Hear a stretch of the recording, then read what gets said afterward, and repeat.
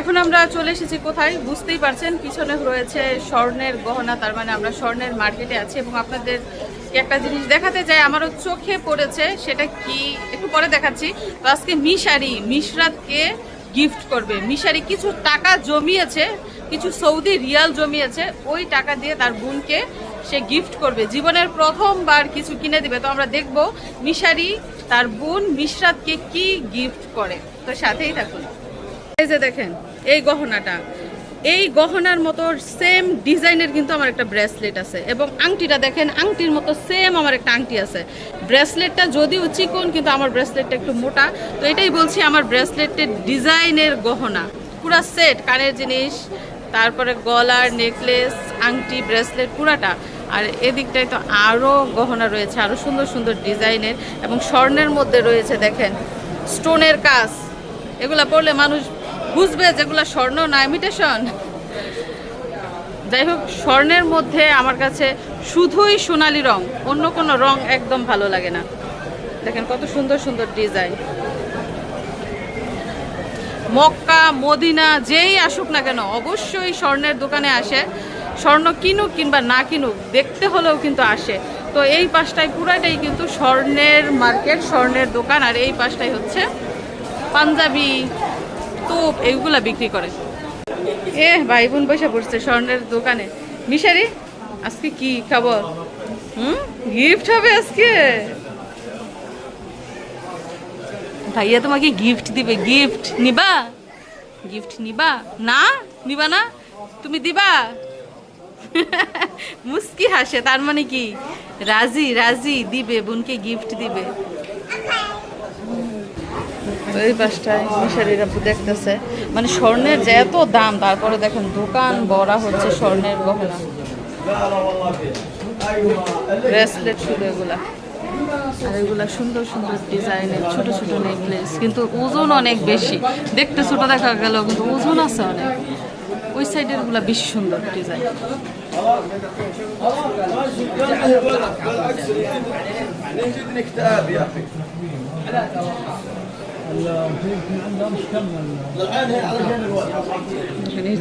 নতুন এসেছে,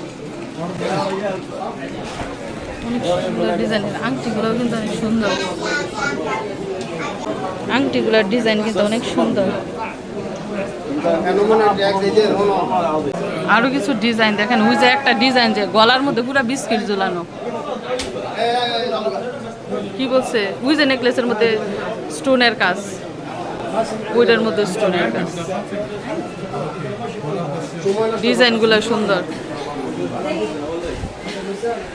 এগুলা দেখেন, এই ডিজাইনটা কিন্তু অনেক সুন্দর, মানে পুরো গলা ভরে যাবে এটা পরলে। আরেকটা ডিজাইন, এই যে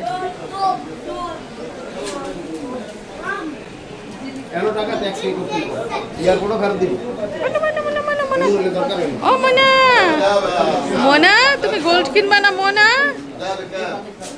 এদিক দিয়ে দেখেন মিশারি হাতের মধ্যে মানি ব্যাগ নিয়ে বসে রয়েছে। মানি ব্যাগে কয় টাকা জমাইছেন? গোল্ড কিনা যাবে? গোল্ডের দোকানে বসে মানি ব্যাগ নিয়ে বসে রয়েছে। ওরে রে রে, দেখছেন নি 500 টাকার নোট বের করতেছে। দেখাইছে আপনাদের, ওর কাছে টাকা আছে, স্বর্ণ কিনা যাইব। বড় গয়না না হোক, ছোট গয়নাও তো কিনা যাবে, তাই না?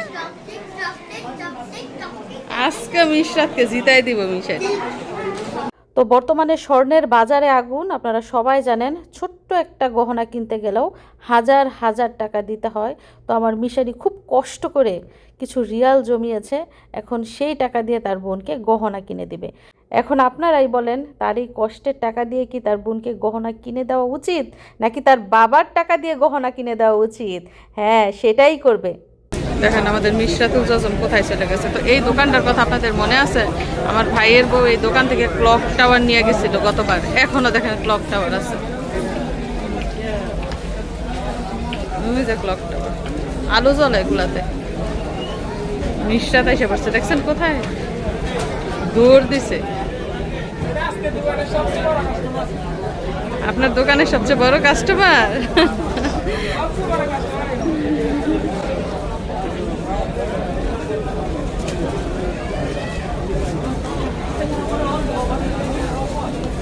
ওই যে ওটা চলতেছে, এখন দৌড় দিছে, ভয়ে দৌড় দিছে। ওটা যখন হাঁটা শুরু করছে তখন দৌড় দিছে।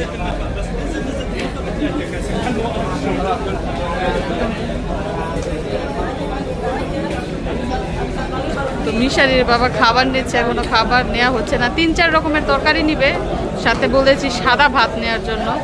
বিরিয়ানি খ্যাপসা এগুলো ভালো লাগে না খেতে। আম্মা কি ধরে রে ঢল?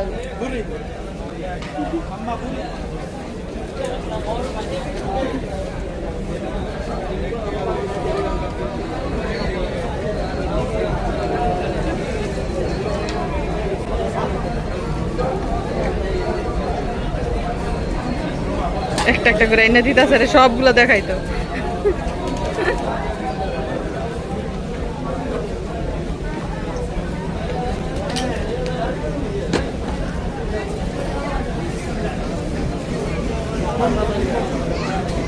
মুসরাই মনে করেন ভেঙে ফেলবো খেলনা হাতে দিলেই। মিশারি মানি ব্যাগ নিয়ে, মিশারি তোমার মানি ব্যাগটা দেখাই দাও। মিশারি কিন্তু মানি ব্যাগ নিয়েই ঘুরতেছে।